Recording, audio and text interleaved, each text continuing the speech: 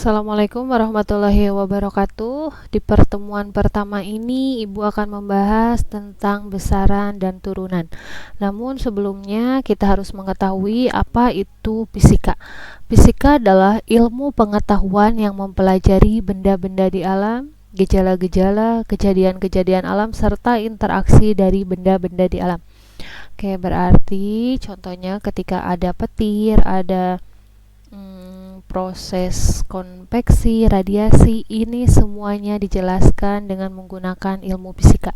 Selain itu juga, fisika merupakan ilmu pengetahuan dasar yang mempelajari sifat-sifat dan interaksi antara materi dan radiasi. Jadi contohnya ketika terjadi petir, adanya muatan positif dengan muatan negatif. Nah, ketika muatan positif dan muatan negatif didekatkan, maka akan terjadi interaksi. Nah, ini semua ada di ilmu fisika.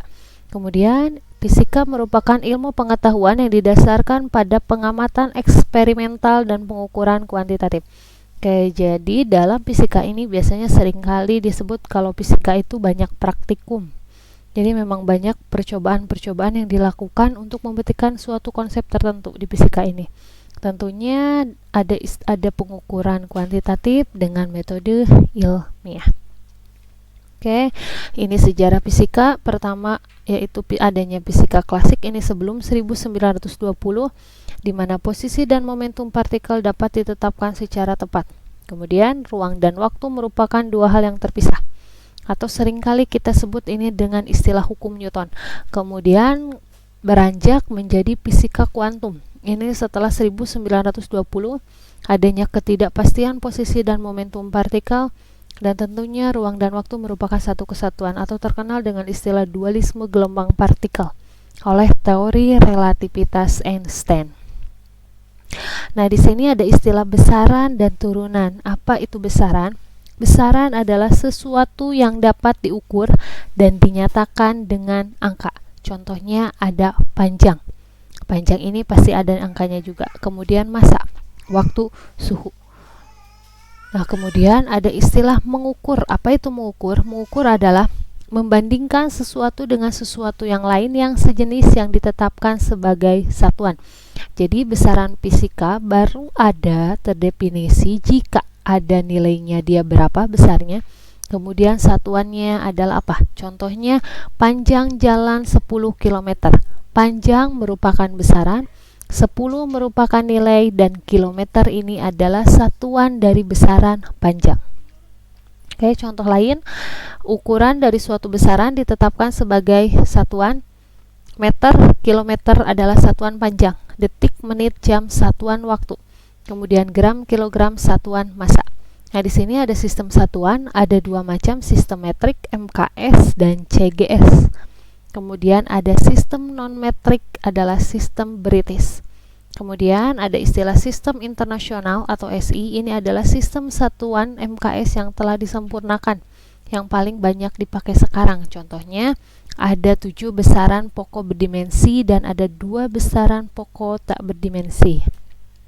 Nah, ini mereview lagi. Ada 7 besaran pokok dalam SI, yaitu apa? Yang pertama ini adalah panjang, satuannya meter, singkatannya M, dimensinya adalah L.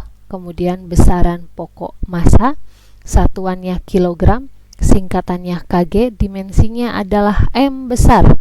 Kemudian besaran pokok waktu, satuannya second, singkatannya S kecil, dimensinya adalah T besar. Kemudian arus listrik, satuannya ampere, singkatannya A, dan dimensinya adalah I.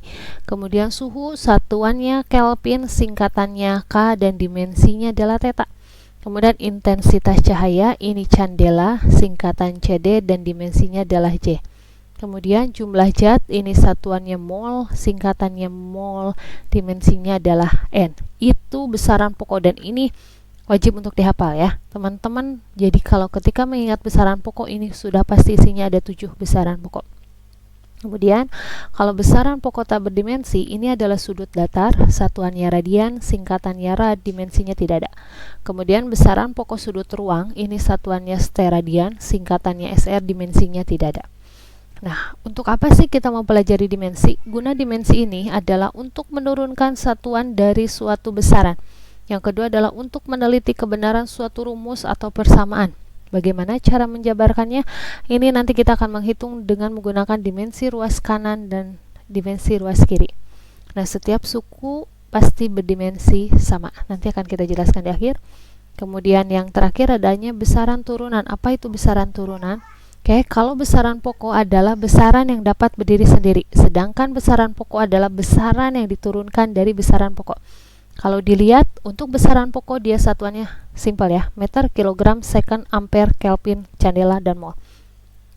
Sedangkan untuk besaran turunan, ini ada kecepatan.